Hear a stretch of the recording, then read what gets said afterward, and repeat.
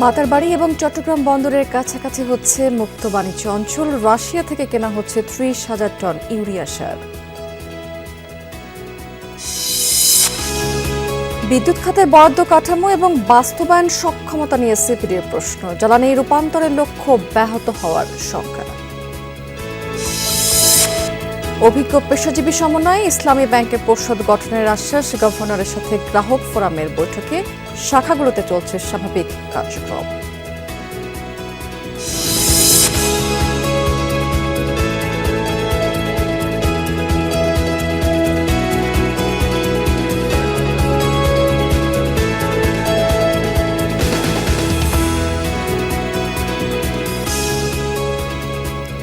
আমন্ত্রণ বিজনেস টুডেতে এতক্ষণ শিরোনাম দেখছিলেন, এবার চলে যাচ্ছে পুরো খবর এবং পুরো সময় জুড়ে আপনাদের সাথে থাকুন রাবেয়া শ্রুতি। দেশে প্রথমবারের মতো মুক্ত বাণিজ্য অঞ্চল গড়ে তুলতে যাচ্ছে সরকার। মাতারবাড়ি এবং চট্টগ্রাম বন্দরের কাছাকাছি দুটি স্থানে মোট ৬০০ একর জমিতে এই অঞ্চল প্রতিষ্ঠার পরিকল্পনা নেওয়া হয়েছে। সকালে সচিবালয়ে ক্রয় সংক্রান্ত মন্ত্রিসভার কমিটির বৈঠক শেষে এই তথ্য জানিয়েছেন মন্ত্রিপরিষদ সচিব নাসিমুল গনি। তিনি বলেছেন যে দেশি বিদেশি বিনিয়োগকারীরা সেখানে কর ছাড় সহ নানা ধরনের বাণিজ্যিক সুবিধা পাবেন।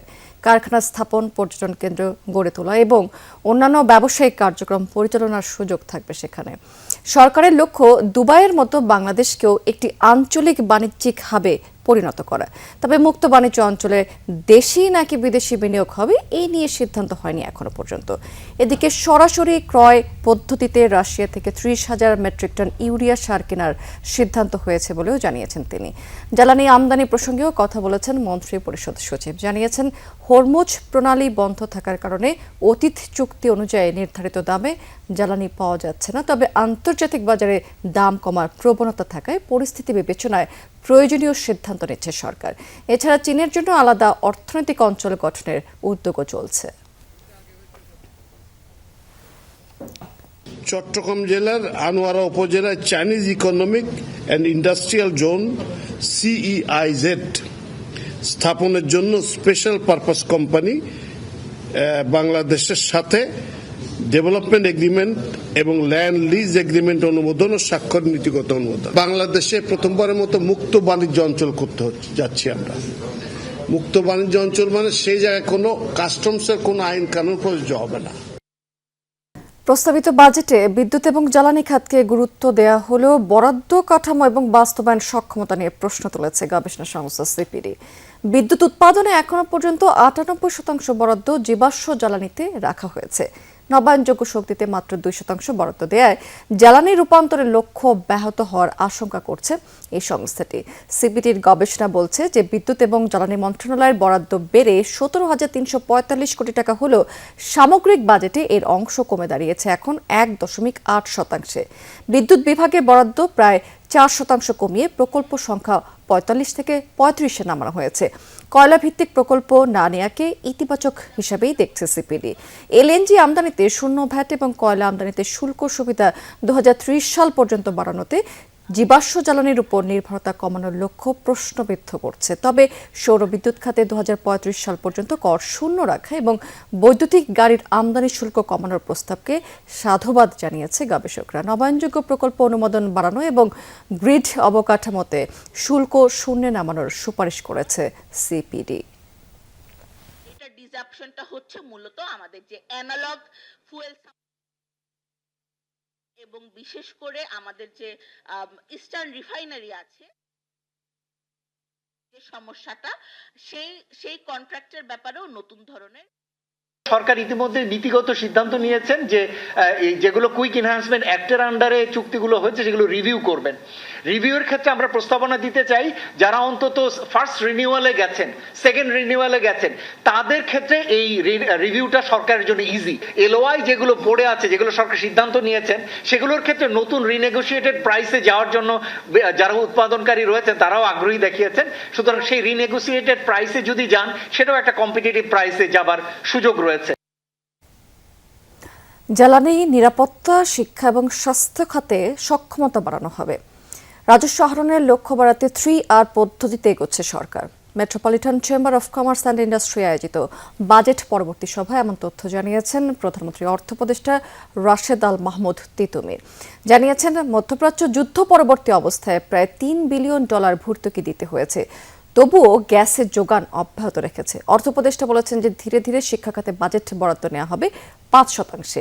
স্বাস্থ্যসেবা নিশ্চিতে তৃণমূল পর্যায়ে 1 লাখ ডাক্তার এবং 3 লাখ নার্স নিয়োগ দেওয়া হবে।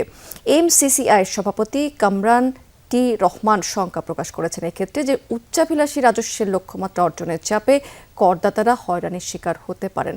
ভার্চুয়ালি যুক্ত হয়ে PRI এর চেয়ারম্যান ডক্টর জয়াদি সাত্তার বলেছেন যে 6.5% প্রবৃদ্ধি অর্জনের লক্ষ্যে প্রাতিষ্ঠানিক সংস্কার প্রয়োজন।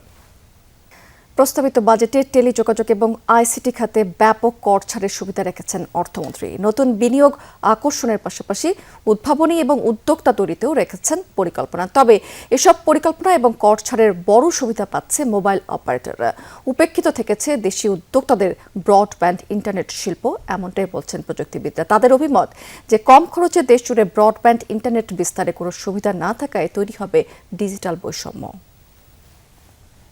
আইসিটিকে ট্রাস্ট সেক্টর হিসেবে গড়ে তুলতে সরকার এই খাতে ট্যাক্স, ভ্যাট, লাইসেন্সিং নীতিমালা সংস্কারের ব্যাপক উদ্যোগ গ্রহণ করেছে। মোবাইল ফোনের সেবার পরিধি আরো বিস্তৃত করার পরিকল্পনা এসেছে প্রস্তাবিত বাজেটে। আগামী 2 বছরের মধ্যে 90% জনগোষ্ঠীর কাছে 5G সেবা পৌঁছে দেওয়ার ঘোষণা দিয়েছেন অর্থমন্ত্রী। দ্রুত বাস্তবায়নের জন্য সিম কার্ডের উপর বিদ্যমান সুনির্দিষ্ট $300 ভ্যাট প্রত্যাহারের প্রস্তাব রেখেছেন তিনি। পাশাপাশি ফ্রিল্যান্সিং এবং কন্টেন্ট ক্রিয়েশন থেকে আয়কে রেখেছেন করমুক্ত। বর্তমানে টেলিকম সেক্টরে করের হার প্রায় 50% এবং তথ্য প্রযুক্তি ক্ষেত্রে তা প্রায় 25%। বিশ্বের অন্যান্য দেশের তুলনায় এ হার অনেক বেশি। তাই এই খাতের বিকাশে সরকার এ ধরনের ট্যাক্স ক্রমান্বয়ে যৌক্তিক হারে কমানোর উদ্যোগ নিয়েছে। সিম কার্ড থেকে $300 ভ্যাট প্রত্যাহারের সিদ্ধান্তে এখাত থেকে সরকারের রাজস্ব হারাবে প্রায় 1200 কোটি টাকা। অথচ ব্রডব্যান্ড ইন্টারনেট সেবায় গ্রাহকের উপর আরোপিত 5% ভ্যাট প্রত্যাহারের কোনো ঘোষণা নেই বাজেট প্রস্তাবনায়। ব্রডব্যান্ড ইন্টারনেট সেবায় বিদ্যমান 5% ভ্যাট উঠিয়ে নেওয়া হলে সরকারের রাজস্ব কমত 200 কোটি টাকারও কম। সংশ্লিষ্টরা বলছেন, ফ্রিল্যান্সিং, কন্টেন্ট ক্রিয়েশনের পাশাপাশি এখাতে বিপুল কর্মসংস্থান ও উদ্যোক্তা তৈরির জন্য দরকার দেশ জুড়ে মানসম্মত দ্রুতগতির ফিক্সড ইন্টারনেট সেবা। 50 লক্ষ কানেক্টিভিটি ইউজারদেরকে যদি 5% ভ্যাটের মুক্ত করা হতো কিংবা ছাড় দেওয়া হতো, সরকার সর্বোচ্চ 150 থেকে 200 কোটি টাকা রাজস্ব হারাতো। বাট এই 150 থেকে 200 কোটি টাকা রাজস্ব হারানোর বিপক্ষে ওনারা জিডিপিতে যে কন্ট্রিবিউশন পেত কিংবা এই লোকাল এন্টারপ্রেনারদেরকে যেভাবে ফ্যাসিলিটেট করা হতো, এটা ফরেন ইনভেস্টর যারা আছে তারা যেভাবে ছাড় পেয়েছে, লোকাল এন্টারপ্রেনার কিন্তু সেইভাবে কোনো ধরনের বর্তমান সরকারের কাছে ছাড়টা পায়নি। বৈশ্বিক বাজারে ফিক্সড ইন্টারনেটের অন্যতম অনুষঙ্গ অপটিক্যাল ফাইবারের দাম বেড়েছে 20% পর্যন্ত। চিপসেট, রাউটার সহ নেটওয়ার্কিং যন্ত্রপাতির বাজারও ঊর্ধ্বমুখী। প্রযুক্তিবিদরা বলছেন, এই মুহূর্তে উপেক্ষিত ব্রডব্যান্ড ইন্টারনেটে কর সুবিধা দেওয়া না হলে টেলিযোগাযোগ এবং আইসিটি খাত ঘিরে সরকারের সকল পরিকল্পনা বাস্তবায়ন চ্যালেঞ্জের মধ্যে পড়বে। আমাদের ইন্ডাস্ট্রিতে ফিক্সড ব্রডব্যান্ড 90% হাউস হোল্ডে যদি পৌঁছে দিতে চাই, আমাদের ফাইবার অপটিক্স কেবলের মধ্যে ভ্যাট ট্যাক্সের ছাড় প্রয়োজন ছিল। OLT, ONU, রাউটার সুইচের যেগুলো বেসিক একটা নেটওয়ার্কের ইকুইপমেন্ট, এগুলার ছাড় দেওয়ার অবশ্যই প্রয়োজন ছিল। বিটিআরসির তথ্য অনুযায়ী বর্তমানে দেশে ফিক্সড ইন্টারনেটের সংযোগ মাত্র 47 লাখ, ব্যবহারকারীর সংখ্যা 1.5 কোটিরও কম। মাসুদুজ্জামান রবিন, যমুনা নিউজ, ঢাকা। নগদ টাকার চাপ সামলাতে 3 দিনে ইসলামী ব্যাংককে প্রায় 6,500 কোটি টাকা বিশেষ ধার দিয়েছে বাংলাদেশ ব্যাংক। এই শাখাগুলোতে চলছে স্বাভাবিক কার্যক্রম। রাজনৈতিক নিরপেক্ষ অভিজ্ঞ পেশাজীবীদের দিয়ে ইসলামী ব্যাংকের পরিচালনা পর্ষদ গঠন করা হবে, এমন আশ্বাস দিয়েছেন গভর্নর। এই বৈঠক শেষে এ তথ্য জানিয়েছেন ইসলামী ব্যাংক সচেতন গ্রাহক ফোরাম। সকালে বাংলাদেশ ব্যাংকের গভর্নরের সঙ্গে বৈঠক করেছেন ইসলামী ব্যাংক সচেতন গ্রাহক ফোরামের 3 সদস্যের প্রতিনিধি দল। ফোরামের ব্যানারে গতকাল বাংলাদেশ ব্যাংক স্মারকলিপি পেশ করেছিলেন আন্দোলনকারীরা। বৈঠকে সাবেক এমডি ওমর ফারুক খানকে পুনর্বহাল পুরনো মালিকদের শেয়ার ফিরিয়ে দেওয়ার বিষয়ে আলোচনা হয়েছে। বৈঠক শেষে আন্দোলনকারীরা জানিয়েছেন যে ইসলামী ব্যাংকের পুরনো ব্যবস্থাপনা পরিচালক ওমর ফারুক খানকে স্বপদে ফেরানোর বিষয়ে সিদ্ধান্ত নিয়েছে নতুন পর্ষদ। শেয়ার ইস্যুতে গভর্নর জানিয়েছেন যে আইন অনুযায়ী ব্যবস্থা নেওয়া হবে সেক্ষেত্রে।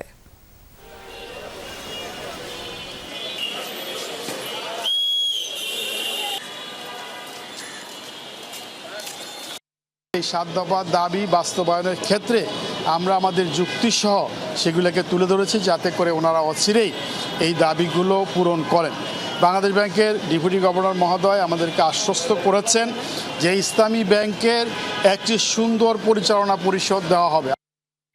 দেশের ব্যাংকিং খাতের কিছু আইন এবং বিধান ব্যবসা সম্প্রসারণে এবং নতুন বিনিয়োগের ক্ষেত্রে প্রতিবন্ধকতা সৃষ্টি করছে।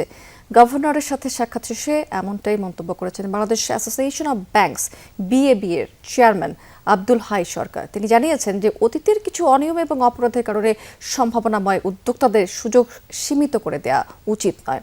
একাধিক ব্যাংকে পরিচালক হওয়ার ক্ষেত্রে বিধিনিষেধের সমালোচনা করেছেন তিনি। এ সময় বলেছেন, যারা একাধিক শিল্প প্রতিষ্ঠান গড়ে তোলার সক্ষমতা রাখেন তাদের উপর অতিরিক্ত বিধিনিষেধ আরোপ করলে বিনিয়োগ, কর্মসংস্থান সৃষ্টি এবং রফতানি সম্প্রসারণ বাধাগ্রস্ত হতে পারে। বলেছেন, ক্ষমতার প্রভাবে ব্যাংক থেকে অর্থ বের করে নেওয়া স্বাভাবিক ব্যাংকিং প্রক্রিয়া নয়, বরং এটি এক ধরনের লুটপাট। এতে সুস্থ এবং শক্তিশালী ব্যাংক ধীরে ধীরে দুর্বল হয়ে পড়েছে। ইসলামী ব্যাংক ইস্যুতে আব্দুল হাই সরকার জানিয়েছে যে যদি প্রকৃত মালিককে অন্যায়ভাবে সরিয়ে দেওয়া হয়ে থাকে তাহলে তাদের পুনরায় দায়িত্ব ফিরিয়ে আনার এই বিষয়টি বিবেচনা করা যেতে পারে। কারণ আছে ফাইন্যান্সিয়াল সেক্টরে যেগুলো অ্যাড্রেস করা দরকার। ওই আগে কি অপরাধ করছে তার জন্য ভালো মানুষগুলো সাফার করবে, ঠিক না? এটা কাজে আমাকে সব আইনগুলোকে এমনভাবে আবার রিভিজিট করা উচিত, আবার এটা দেখা উচিত যে আইনগুলো বর্তমান সিনারিওতে ঠিক আছে কিনা। হিমাগারে আলু সংরক্ষণ ভাড়া কমানোর দাবিতে রংপুর মহানগরীর মডার্ন মোড় সড়কে মানববন্ধন এবং সমাবেশ করেছেন আলু চাষী এবং ব্যবসায়ীরা। তারা বলছেন যে গত বছর আলুর হিমাগারের সংরক্ষণ ভাড়া ছিল মাত্র 340 টাকা, কিন্তু এবার তা বাড়িয়ে মালিকরা করেছেন 435 টাকা। চাষিদের অভিযোগ যে হিমাগার সিন্ডিকেট এভাবে ভাড়া বাড়িয়ে লোকসানের মুখে ফেলেছেন। তারা 60 কেজি ওজনের বস্তার আলু সংরক্ষণ ভাড়া 300 টাকা করার দাবি জানিয়েছেন। তা না হলে কঠোর আন্দোলন করার হুঁশিয়ারি দিয়েছেন। এ সময় এ বিষয়ে প্রয়োজনীয় পদক্ষেপ গ্রহণের জন্য প্রশাসনের দৃষ্টি কামনা করেছেন চাষি এবং ব্যবসায়ীরা।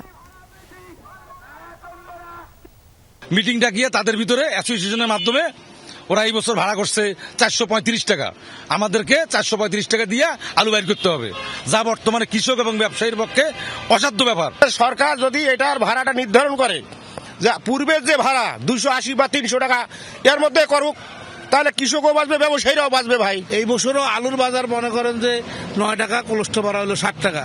আজকের যে বাজার পরিস্থিতি, যে অবস্থা, কোলেস্ট্রল ভাড়া দিলে চাষিদের কোনো আলুর পয়সা পাচ্ছে না।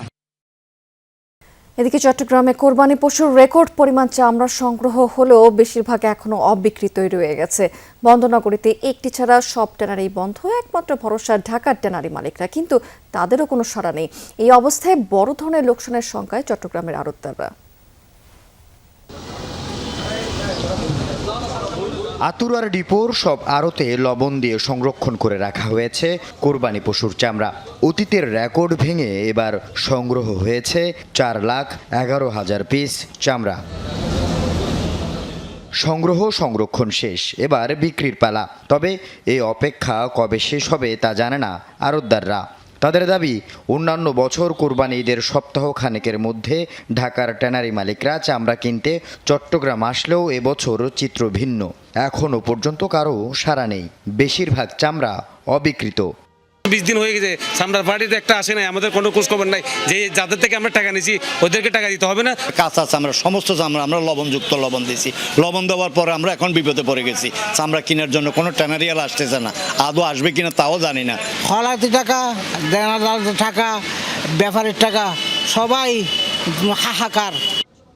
চট্টগ্রামে আগে 21টি ট্যানারি থাকলেও সব একে একে বন্ধ হতে হতে টিকে আছে শুধু রিফ লেদার নামে একটি ট্যানারি। ফলে চট্টগ্রামের আড়তদাররা ঢাকার ট্যানারি মালিকদের উপর নির্ভরশীল। তাদের কাছেও আড়তদারদের পাওনা বকেয়া 20 থেকে 22 কোটি টাকা। সব ট্যানারি মালিকদের কাছে আমরা পাও না, গত বছরের টাকা আমরা পাই নাই। 3 বছর আগে আমি এফএক্স ট্যানারির কাছে চামড়া বিক্রি করছি, ওই টাকা পর্যন্ত এখনো পেমেন্ট পাই নাই। যে চামড়ার মধ্যে 300-400 লোক ছিল, এখন বর্তমানে 20-30 জনের মধ্যে চলে আসছে। সামর পর আমি দেখতেছি যে আর চামড়া কিনবে বলে এরকম আমি আর দেখতেছি না। চামড়া মার্কেট ঢাকা কেন্দ্রিক হওয়ায় ট্যানারি মালিকরা সুযোগ নিচ্ছে বলে দাবি চট্টগ্রামের আড়তদারদের। মাস দুয়েকের মধ্যে নষ্ট হয়ে যাবে সংরক্ষিত চামড়া। অবিকৃত থাকলে বড় লোকসানের শঙ্কায় ব্যবসায়ীরা। আমরা সবাই মিলে কষ্ট করে দাঁত দানা করি চামড়াগুলো খরচ করছি, সব খরচ করি, এখন চামড়াগুলো জমায় রাখছি, কিন্তু এখনো পর্যন্ত কোনো ট্যানারি আসতেছে না। সরকারে এগুলি কিনে নিতে হবে, না হলে ওদেরকে চামড়াগুলি ক্রয় করাতে হবে। ওদেরকে যে টাকা লোন দিছে ওই টাকা আমাদেরকে দিতে হবে, আমাদের থেকে চামড়া কিনে ওদেরকে দিতে হবে। আল আমিন শিকদার, যমুনা নিউজ, চট্টগ্রাম। দর্শক, এবার জানিয়ে দেবো আপনাদেরকে আজকের পুঁজিবাজার লেনদেনের লাস্ট আপডেট আছে। কিন্তু সকাল থেকে আমরা বেশ ঊর্ধ্বমুখী প্রবণতা দেখতে পাচ্ছি, পুঁজিবাজারে বিরাজ করছে এবং সেই ধারাবাহিকতা বজায় রেখে আজকে দিনের শেষে এসেও ঢাকার শেয়ারবাজারের প্রধান সূচক যেটি ডিএসসি ব্রড ইন্ডেক্স, সেটি ইতিমধ্যে 16 পয়েন্টেরও বেশি আজকে দিন শেষে কিন্তু প্রধান সূচকটি বেড়েছে এবং এই সূচকটি 5621 পয়েন্টে অবস্থান করছে। অন্য দুটি সূচকও বেড়েছে সকাল থেকে। ডিএসসিএস সূচক সেটিও 7 পয়েন্টের মতো বেড়ে 1136 পয়েন্টে রয়েছে। থার্টি সূচক সেটি 2113 পয়েন্টে অবস্থান করছে, কাছাকাছি 3 পয়েন্টের মতো বেড়ে। টোটাল ট্রেড করেছে আজকে দেখতে পাচ্ছি 1211 কোটি 29 লাখ টাকার মতো শেয়ার ঢাকা শেয়ার বাজার ট্রেড করেছে। এর মধ্যে আমরা দেখতে পাচ্ছি যে বেশিরভাগ প্রতিষ্ঠানের শেয়ারের দামও কিন্তু বেড়েছে। এটি সকাল থেকে আমরা দেখতে পাচ্ছি এই চিত্রটি। 182টি কোম্পানির শেয়ারের দাম টোটাল ঢাকার শেয়ার বাজারে আজকে দিন শেষে বেড়েছে। 158টি প্রতিষ্ঠানের শেয়ারের দাম কমেছে এবং 54টি কোম্পানির শেয়ারের দাম অপরিবর্তিত রয়েছে। টপ 20-তে আজকে সামিট অ্যালায়েন্স পোর্ট, এই কোম্পানি প্রথম অবস্থানে রয়েছে প্রায় 33 কোটি 28 লাখ টাকার মতো শেয়ার টোটাল ট্রেড করে এবং এই কোম্পানি কিন্তু আজকে লাস্ট প্রাইস ছিল 60 টাকা 50 পয়সা। বেক্সিমকো ফার্মা দ্বিতীয় অবস্থানে আছে 134 টাকা 70 পয়সা এই কোম্পানির লাস্ট প্রাইস ছিল এবং টোটাল ট্রেড করেছে আজকে দিন শেষে 26 কোটি 60 লাখ টাকার মতো এবং 26 কোটি 10 লাখ টাকা কিছু বেশি লেনদেনে আইপিডিসি, এই কোম্পানি আজকে তৃতীয় অবস্থানে রয়েছে টপ 20। বিবিএস কেবল এটি চতুর্থ অবস্থানে এবং বিরিথায় পঞ্চম অবস্থানে রয়েছে। চট্টগ্রাম শেয়ার বাজার, সেখানেও আজকে আমরা যদিও ভিন্নমুখী প্রবণতা দেখতে পাচ্ছি দিনের শেষে। আজকে সার্বিক সূচক টিসিএস সেটি কিন্তু 22 পয়েন্টের মতো কমেছে এবং 15,249 পয়েন্টে এই সূচকটি অবস্থান করছে। টোটাল ট্রেড করেছে আজকে সিএসি 34 কোটি 91 লাখ টাকার মতো এবং সকাল থেকে ট্রেড হয়ে গেছে 232টি প্রতিষ্ঠানের। এর মধ্যে এখানেও যদিও বেশিরভাগ প্রতিষ্ঠানের শেয়ারের দাম কিন্তু আবার বেড়েছে। 111টি কোম্পানির শেয়ারের দাম বেড়েছে। টোটাল 93টি কোম্পানির শেয়ারের দামের পতন হয়েছে এবং 28টি কোম্পানির শেয়ারের দাম অপরিবর্তিত রয়েছে। দর্শক, এই ছিল আমার হাতে পুঁজিবাজারের লাস্ট আপডেট। আমরা অন্য প্রসঙ্গে চলে যাচ্ছি। যুদ্ধবন্ধে ইরান যুক্তরাষ্ট্র সমঝোতার পর ব্যাপক দরপতনের সাক্ষী হলো আন্তর্জাতিক তেলের বাজার। গত মার্চের পর সর্বনিম্ন পর্যায়ে পৌঁছেছে অপরিশোধিত এই তেলের দাম। মঙ্গলবার ব্যারেল প্রতি ব্রেন্ট ক্রুড অয়েলের দাম কমে নামে $80 নিচে। WTI ক্রুড অয়েলের দাম কমেছে 4.79%। অপরিশোধিত এই তেলের দাম এখন ব্যারেল প্রতি $76 রয়েছে। গত মার্চের পরেই প্রথম $80 নিচে নামলো জ্বালানি তেলের মূল্য।